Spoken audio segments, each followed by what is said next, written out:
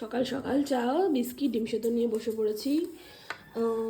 আজকে এখান থেকে ব্লগ শুরু করছি। আর গিফট আনবক্সিং জানি না ব্লগটা কতটা কমপ্লিট করতে পারবো, ওরা সব কাজে ব্যস্ত। তো চলো চা খাই।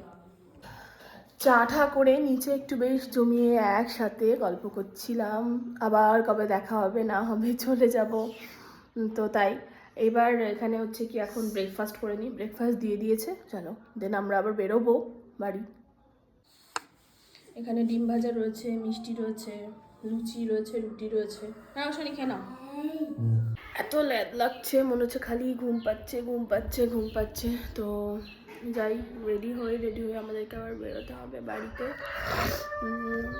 সবাই থাকতে বলছে, আমাদের কালকে টিকিট করা আছে, কিন্তু আমাদের এমনিতে তোমাদের দাদাভাইয়ের প্রচুর কাজের চাপ, তো ওই জন্য আমরা বেরিয়ে যাচ্ছি আজকে। কালকে টিকিট ছিল, আরামসে যেতাম, কিন্তু কিছু করার নেই। কই বাবু কই? চলো চলো। বোনের বিয়ে ফুরিয়ে বাজানো হচ্ছে। চলো ওর মেহেন্দিটা দেখাই, ও এখন মেহেন্দি পড়ছে, দেখি বোন। ওয়াও, রোশনি পরিয়ে দিচ্ছে অনেক তাড়াতাড়ি না? মুখের ভেতর ঢুকাচ্ছিস কেন? এসেছি আমরা এখন ধপধপে স্টেশনে।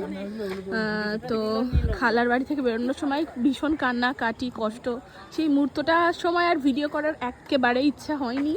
এখন এখান থেকে নানির বাড়ি যাব, বাড়ি চলে যেতাম, কালকে টিকিট তো, তাই নানির বাড়ি। এরে দেখছো বাবু, এই দেখ। আরে আমরা ধপধপি থেকে লোকাল ট্রেনে উঠেছি, জায়গা পাইনি বসার, ঘুরি অবধি যাচ্ছি, এক ফোটা বসার জায়গা পাইনি। সব দাঁড়িয়ে কি ভিড়।